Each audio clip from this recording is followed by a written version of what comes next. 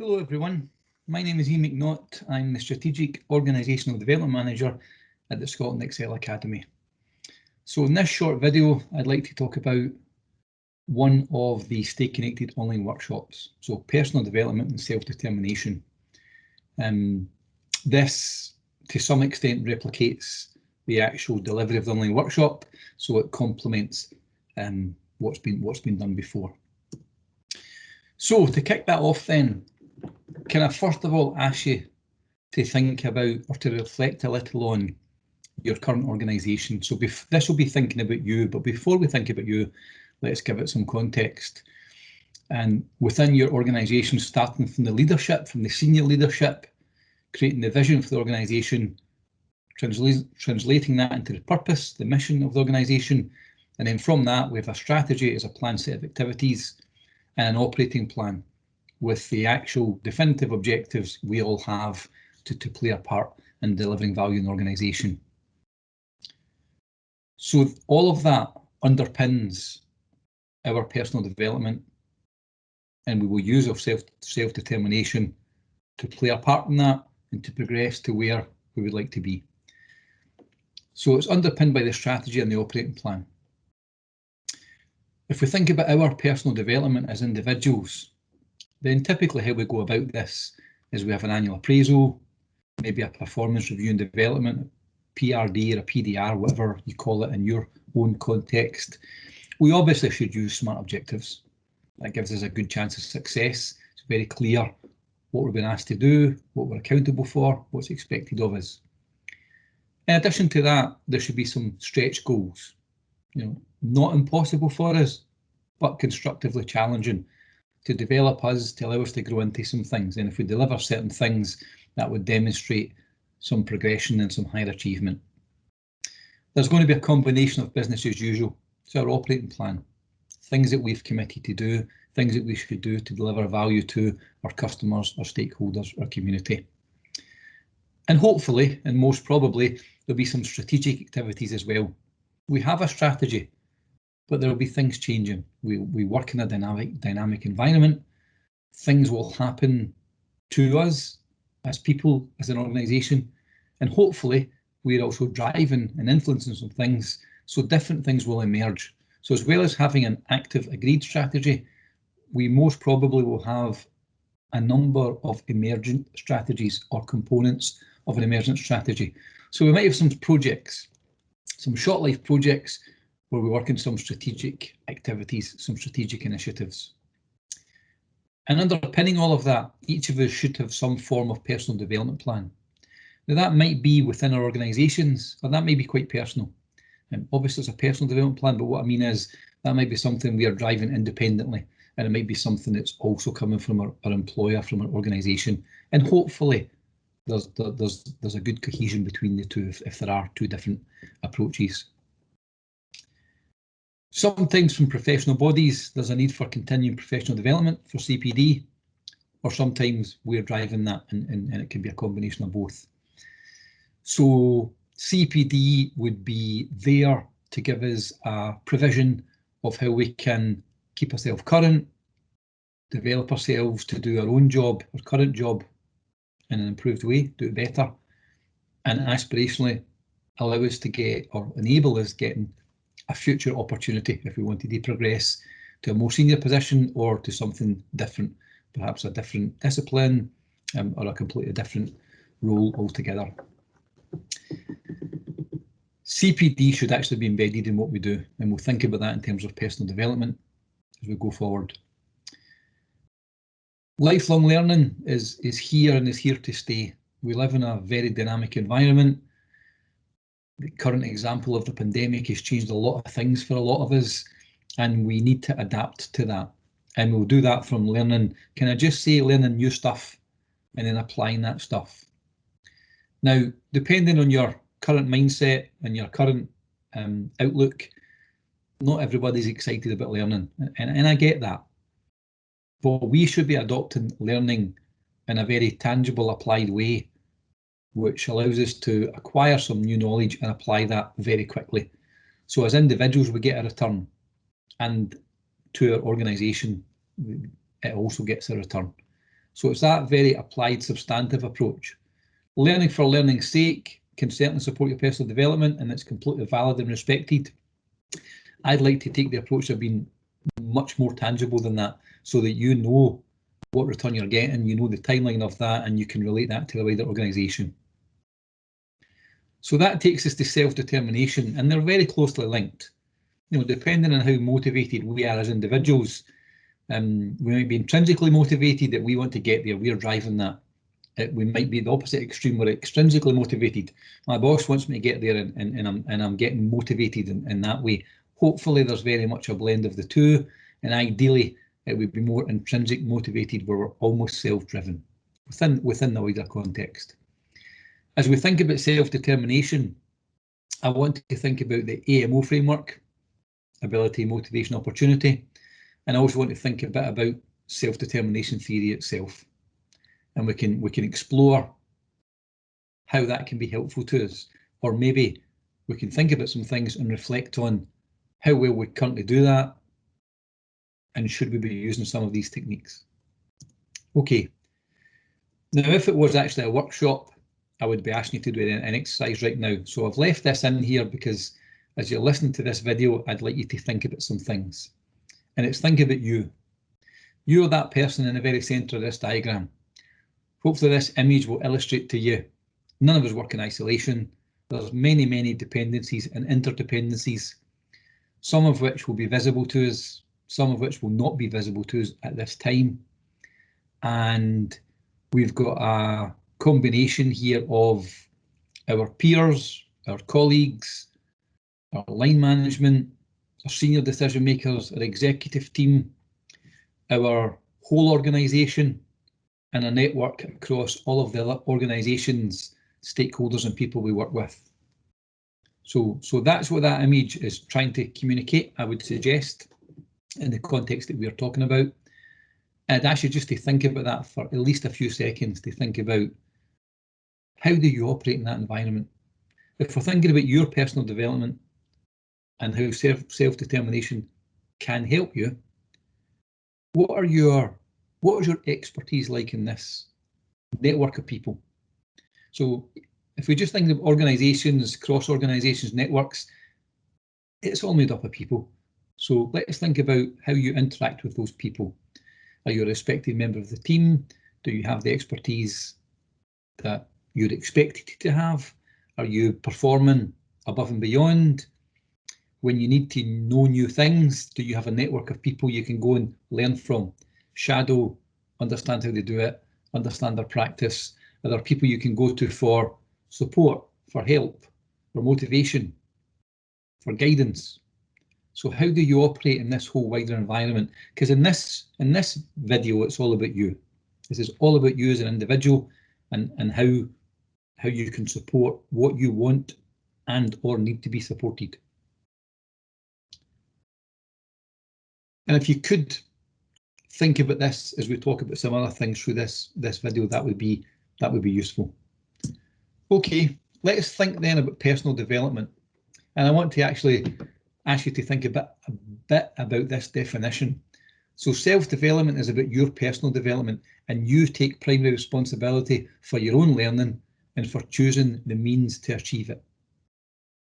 This is about you increasing your capacity, taking control, and being responsible for your learning outcomes.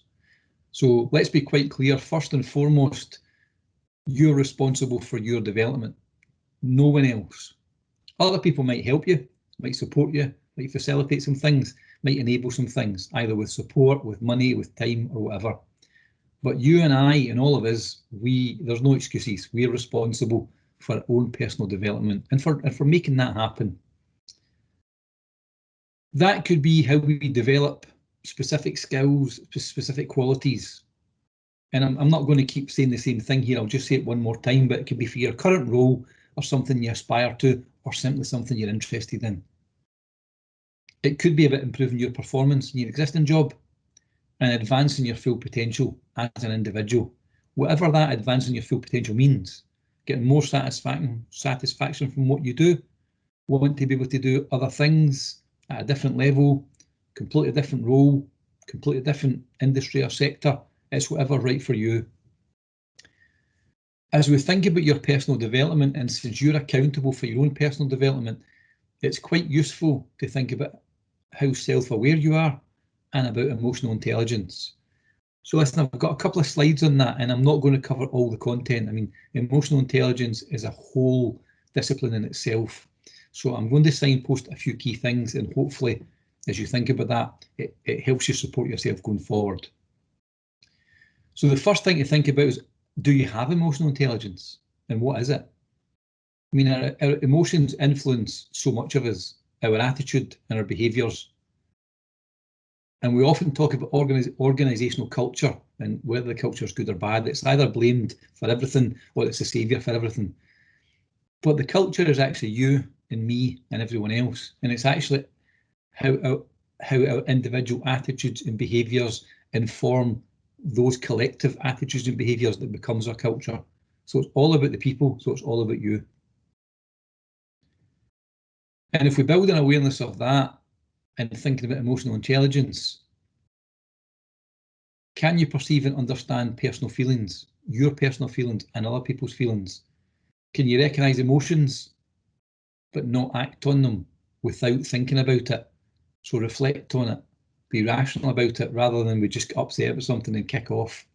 So emotional intelligence is almost having that restraint where I can be self-aware that, you know, that's made me really angry, but I'm in a professional environment and I'm just going to count to 10 and have a think about that and work out how I'm best going to approach that. Or maybe if it's upset me more than that, I'm going to just pause, walk away, go on hold. I'm going to think about that over a period of days and think about how I can best go forward. Now, we can't always have that type of time to do that, but emotional intelligence is saying have some of that self-restraint. I'm aware of how I'm acting and I'm going to act in the appropriate manner. I'm going to restrain myself. I'm going to go and think about it, not let feelings get to me too much and come back with something I've thought through. Now that, to some people, is quite simplistic. To some people, that could be quite involved. The important thing is we have that awareness and can get the best out of ourselves and conduct ourselves in the most appropriate manner that we can. When we think about emotional intelligence, Goleman gives us a 5-element framework, and this is the bit I'm not going to cover all of it, but if I ask you to think about your own strengths and weaknesses. So we all would believe we know what that is. I know what my strengths is. I believe I know what my weaknesses are. But then how do others see me? How do others see you? And is that consistent? You know, maybe I'm perceived very differently from how I perceive myself, in which case I'm not that self-aware. Or maybe in my work environment or in certain situations, I actually adopt a different persona because I feel as if I have to act in a certain way. I'm not saying that's, you know, it's a constructive approach, but it's saying that, you know, I have to lead in this example. Actually, I'm a team member here.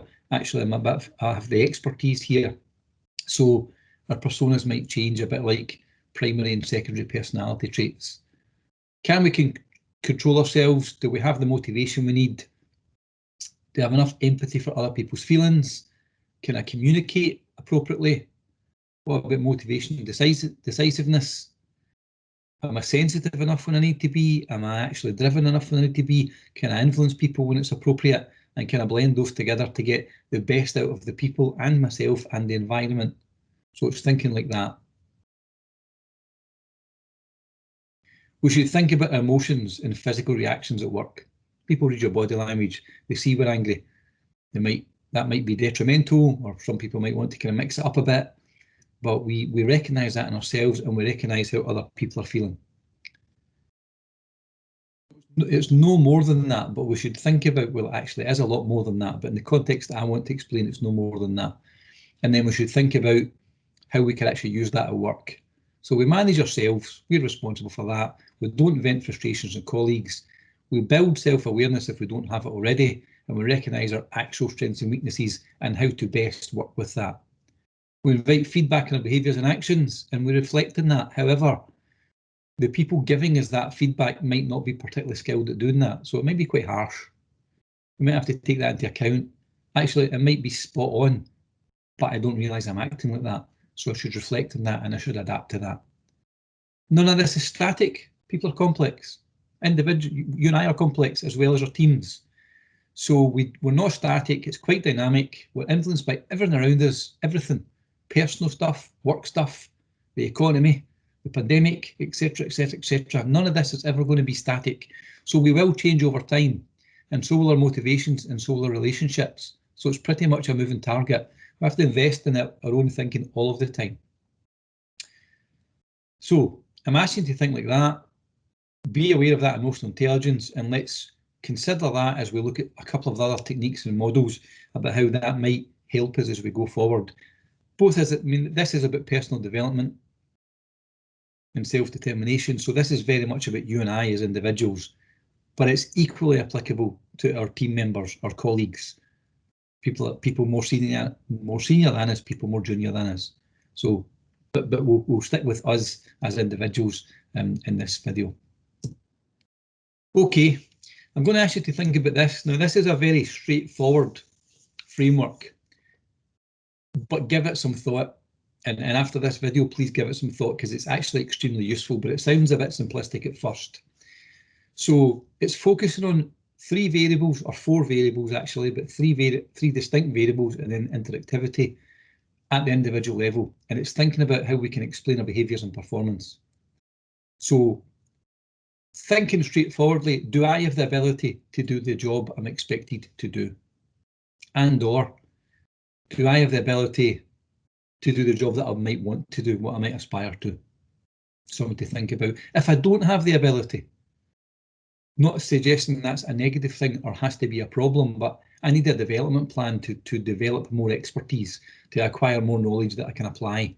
So that's maybe back to one of the earlier slides where maybe that's my personal development plan. Maybe that's shadowing my colleague, my peers, acting up to get a bit of experience. It's all of that. But am I motivated to do that sort of stuff? And we'll talk about motivation in a bit more detail in a few slides' time, so I'm not going to dig into too much detail, but am I intrinsically motivated? Am I up for it? Am I going to drive myself forward? Or am I extrinsically motivated? Somebody's kind of giving me a kick up the bum to say, Ian, you have to do this. And then the other part of this framework is the opportunity. Am I given the opportunity? Are there opportunities within the organisation? Do our leaders create opportunities for us to challenge ourselves, stretch ourselves, deliver value, have the chance to go and demonstrate we can do that, or have the chance to actually go and actually gain some of that experience, learn from others, take on that stretch task, and gain that experience and hopefully demonstrate and prove we can do this. Bringing AMO together, we should think about discretionary effort. Now, this is very much a motivational thing, that an individual might have the ability, the expertise, but chooses not to act. Ideally, the optimal situation is each of us as individuals invest and exploit that discretionary effort. I know how to do that. I could help that individual. I know how to set that up. And at my discretion, it may not actually be I might not be accountable for that, it might not be my remit, but I do it and we do it. And ultimately, as an individual, and as extension to a team, then that's kind of the ideal where we want to be. Now, there's many reasons why we might not invest that discretionary effort. I don't get the opportunity. I'm way too busy, so I'm not going to be motivated to take on extra work that I'm just not sure I can add to my workload at this time. I'm not going to act on that because I'm not sure I can do it. I don't have the ability to do it, or I don't perceive I've got the ability or the competence. So there's quite a bit to think there. So initially, it looks like a simplistic model, but it's quite interrelated, and there's a lot of factors there. Individual, a wee bit of psychology, organisational context, work dynamics, social context. So there's quite a lot there. But because it's a nice, simple model, it's easy to remember, and we can keep bringing that back in our memory about how would I approach this. It's too difficult. I don't have the ability. It's too difficult, so I'm not motivated. Actually, I'd love to do that. The opportunity's there. Discretionary effort, I'm going to go for it. We're coming back to something I said earlier, that we are responsible and accountable for our own development. So it's that kind of drilling down into some of these things, questioning, probing, figuring out I can do it, I can't do it, I want to do it. never get the chance to do it. It's just one of these conceptual models that helps us work through that. Okay, now, and I've talked quite a bit in the general slides, so I might not get into a lot of the detail in some of these slides. I might just pick some things out. If we're thinking about this, we shouldn't forget about the so-called social exchange phenomenon. It's a very old model, or relatively old model, but when we're invested in training and development, psychologically people take that as a personalised commitment to themselves. And typically, usually, in most cases, they reciprocate with positive attitudes and positive behaviours, and everybody's winning. Okay, sounds very idealistic, but everybody's winning. None of that's formally rewarded, and it's certainly not contractually enforceable, but we're creating a dynamic here where we're getting some of that discretionary effort, we're supporting people, we're challenging people, we're creating opportunities. But people's ability is dependent on the organisation, on its development, on those opportunities. So as individuals and leaders, we really have got an obligation to make some of that happen. And if there's a gap in abilities or competencies, let's do something about that at a personal level, individual level. Now, if we've got the authority, the motivation, the time to go and learn it, we will go and do that. We might need somebody's approval to do that, either for money and time. All of this should either be related to the vision, mission, strategy and operating plan, because that's what underpins what we're doing, or we're exploring emergent strategies. There are a lot of problems with this, or we can't fix this as we currently work, or this is costing too much money and we're going to have to find a different way of doing it, and we're going to go off and explore alternatives and we're going to experiment. That is both ability and motivation, but we have to have the opportunity. So hopefully it brings across that the cohesion that's needed there in the interactivity. I think I've probably talked about the motivations, but the main thing I think I want to highlight here is it's pretty complex. You know, there's a set of dependencies, social contextual factors, individual people's psychological needs, the social conditions of our work environment. You know, there's a lot here, and this is certainly not an exhaustive consideration of it. But when we get that right, it motivates people. When we get it wrong, it demotivates them.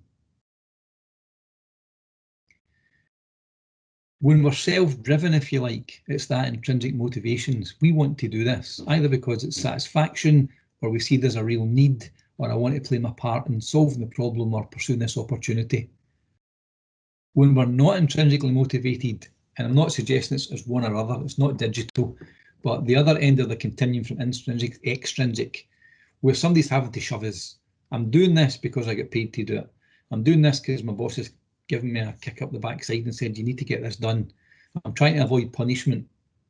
So we're often not at the extremes, we're somewhere in the middle, and we'll certainly move along that, but it's worth thinking about that. Sometimes people are not motivated at all, and if I'm not motivated at all, I should be self-aware of that and hopefully reflect on that. Now, it depends on you and I as individuals, but for some people, when it's too difficult, they won't act. If they don't believe that they can actually achieve the outcomes effectively, they don't act. They might perceive they lack some competence, they might not be interested, or they don't see the relevance of it. If people can't relate to the strategy and the operating plan, they won't engage. If people can't relate to where they play a part in this stuff, they won't engage. Now, when they won't engage or won't be motivated like that, at best we've got somebody who's not performing. If that's me, that's a problem for me individually. If it's somebody in the team, it's a problem for the team leader. But often in that situation, it's not only that people don't engage, it's they're quite defiant and they're quite resistive, or they're actually creating some barriers to things happening and maybe even to the team working in the way it should. So it's oppositional behaviour. Now we're straying into more of the team than the individual, so I'll curtail it at that. But it hopefully brings through the motivation, reflect on us as people, as individuals, and think about what does motivate you, what doesn't, what's going to motivate you to develop yourself, what's going to motivate you for that opportunity. And obviously the opportunity then is the next one. It's really quite important. If there are opportunities there, they should allow people to perform their job, fulfil their responsibilities, achieve the operating plan, play their part in the strategy. Hopefully there are other activities where we stretch people, we keep people's interest, we give people the chances they're looking for. And if people don't want that, as an individual, if I don't want that, and I'm doing my job really well as a valuable member of the team, creating value, then that's perfectly acceptable. If we're thinking about personal development, we need those opportunities. Now, there's a kind of 4-component model to think about. Maybe people want more autonomy, less line management, more autonomy, more satisfaction from their role. Maybe there's very specific tasks that they wish to do. Maybe they want the opportunity to do things differently because there are time pressures, or we could automate something, or we could be more productive. And maybe it's the very opposite of that, and people want the opportunity to do something because they have no time and something needs rebalanced. So there's a number of things to think about an opportunity. Like I said before, though, we're responsible for our personal development as individuals. In this context, the organisation is also responsible, because if you cannot get the opportunity in your work environment, that's not solely your discretion. That's not solely in your control. So if you lead people, this is worth thinking about. As an individual, this is worth thinking about. The norm of reciprocity says that we basically invest our effort and dedication to create something tangible, and we get paid for doing it. And hopefully we get some support, some social, emotional benefits. Hopefully there's some training and development of things that interest us, and there's support and care, a feeling of belonging, and potentially access to information and knowledge. Now that's fairly easy to say in a sentence. That's massively complex. And if I'll look at that and I'll ask us to reflect on that as individuals, which of that's important to us? Because we might be different. Which of those are we actually getting? And is it motivating us or demotivating us? If we as individuals create opportunities, practice commitment, then we normally reciprocate with higher levels of discretionary effort and discretionary behaviour. And that's both at an individual level and at a team level. And discretionary behaviour is really where we're headed. If we want to get the best out of people, if we want to deliver the most we can for our communities with the time and resources we have available, then this is the optimal way of working. It's underpinned with a couple of psychological things, and we actually need to get most of them right. And when we come to the next part in self-determination theory, we need to get all 3 of them right, or it doesn't work. So let's go there to that then. So changing the topic from AMO to self-determination. Self-determination theory thinks about human capacity, and developing awareness is in there. So emotional intelligence has got its part here. Self-reflection is massive. So let's take the time to reflect. Let's take the time to constructively question and probe and think about what we value, what works, both at an individual level and at an organisational level. We should be thinking about the individual person's needs, the individual person's values and their goals. And that's really quite important. So that means I have to be self-aware to actually know myself. And if I'm managing a team or I'm part of a wider group in the organisation, I have to work quite hard to understand that from the other people that I'm interacting with. And that takes time and energy and effort, perhaps discretionary effort. But it's important because we need to think about autonomy and being controlled. And depending on our own values and behaviours, we could have quite strong feelings here. I don't want to be micromanaged. Let's agree what I have to do and give me the freedom to do it, and I'll do it to the best of my ability. If there's a performance issue, someone will need to manage you, in which case there's a control part of it where someone is interacting with you. And at worst case, that would be micromanagement. Best case, if there's that kind of corrective situation or supportive situation to help, it's still an interaction that not everybody would like if they're self-determined. One of the key things here, though, is that people react positively to their psychological needs. And we normally get improved behavioural outcomes if we appeal to the people, to the person's motives and to their goals. Most people have a tendency towards growth and development. Not everyone, but most people. So we have to think, though, about the social aspects of it, the environmental aspects of it in terms of work practice. What's the appropriate level of support versus giving people that autonomy? The three components, though, of autonomy, competence and relatedness is what forms self-determination theory. And it's very clearly articulated that when these three basic needs are not satisfied, then there's quite a big problem. Either people don't grow, don't perform, they're not as well as they could be, well-being in themselves. And it could go beyond that and actually become oppositional, and their behaviour is less constructive in the group environment. So getting these three things correct is really quite important. Okay, I've talked through some of this just in the previous slide. I think the autonomy is covered. Competence is quite an important one because sometimes it's about perception, and what we have to understand as individuals is if we perceive something, we believe it to be correct. I might be inaccurate in my perception or my understanding or my conclusion, and I might be wrong. But if I perceive it, I believe it.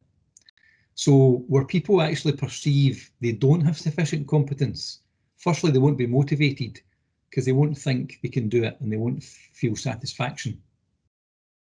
So if we perceive it's too difficult, or if we're being criticised for something, then we don't go there. So my behaviours will change, my effectiveness will change, they'll certainly be less than what's norm or average or typical. So as individuals, if we're not actually achieving what we want to achieve, it's worth reflecting on that. Now, if I come to the realisation or the decision that I don't have the expertise here, then I'm back to ability, and in which case that's part of my development. And how am I going to get access or get the opportunity to learn some of the stuff that I need? Either I need because I believe I need it to do what I want to do in the future, or I need it to do the job I'm currently doing. Now, this is about self-determination and personal development, but if we've got an effective leader, there'll be an interaction, maybe clarifying some of this stuff, guiding, coaching, giving you access to other resources and people that'll help us as individuals solve some of the needs that we have. The last part of this is relatedness, which really is essential. So there's two main components to this. People need to feel socially connected.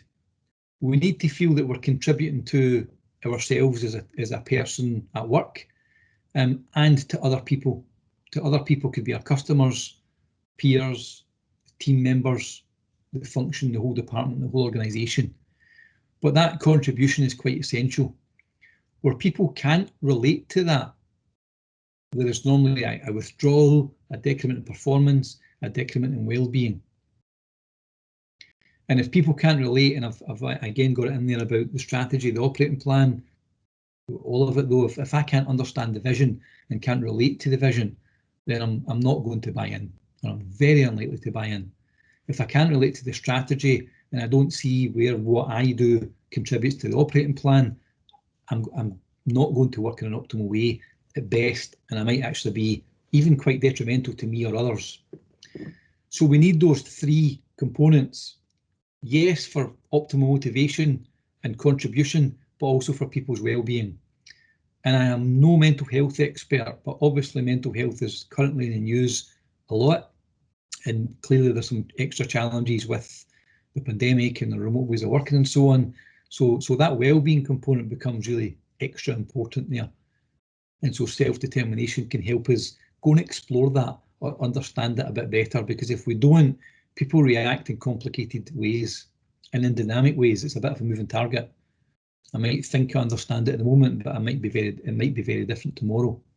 And that's both me as an individual and as a team member, as a wider team. Okay, right, so again, this would have been an exercise if we were in a workshop, and I've left it in because I'd like you to think about it and reflect on it. I'm trying to bring together the two primary things we've talked about: ability, motivation, opportunity, including discretionary effort, and I'm trying to bring together self-determination theory.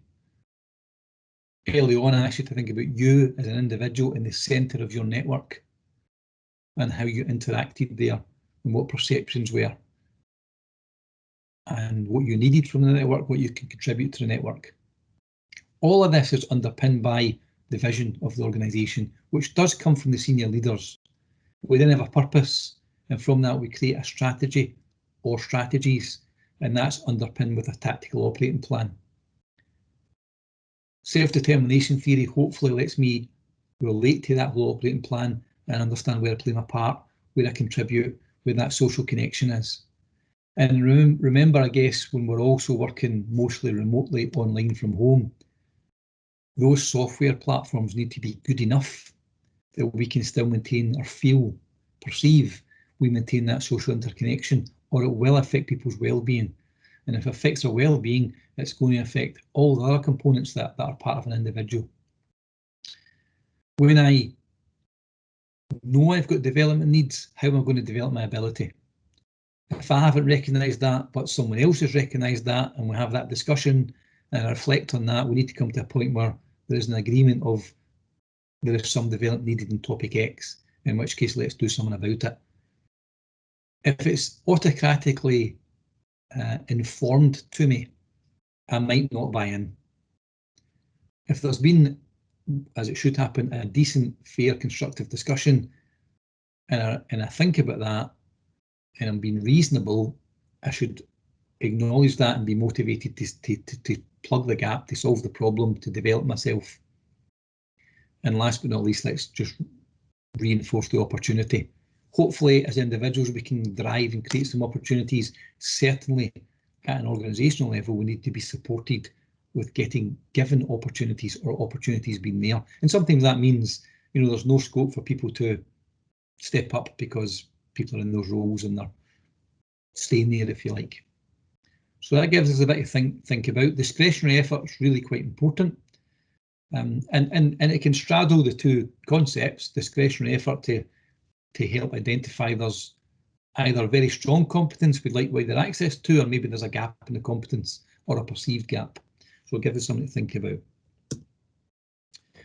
Okay, I thought I would just mention that if you are interested in this topic, the Academy delivers 2 accredited units that relate to this: personal development as managing leader, and then managing teams and individual performance. So it straddles both the personal development as individual performance and also team management. So clearly there's a close connection. We deliver those. If you're interested in them, it would be nice to talk. I thought I would just mention them. I've listed the URL for the Academy, and I've listed one of the graphics on the homepage of the Academy. There's a lot of information and knowledge in the public domain in the Academy. If you're on an actual programme with us, then you've got a secure area for that, not in the public domain, but there's a lot of public domain information, so it might be a useful source of information. And equally in the bottom right there, there's an area for sharing practice. So if you wanted to share your practice and get the credit for that, then we'd be happy to actually post it up in the Academy and give you full credit for it. We can learn from each other, can learn from each other's experiences as well. I've listed any of the literature that I've used, so you've got all the references if you wanted to verify them or read a bit more deeply. And I'm leaving my contact details. If there's anything you'd like to talk about, if there's anything we can pursue and work on together, or you just have questions, I would be more than happy to have that chat. Thank you very much for watching. I hope to speak to you soon.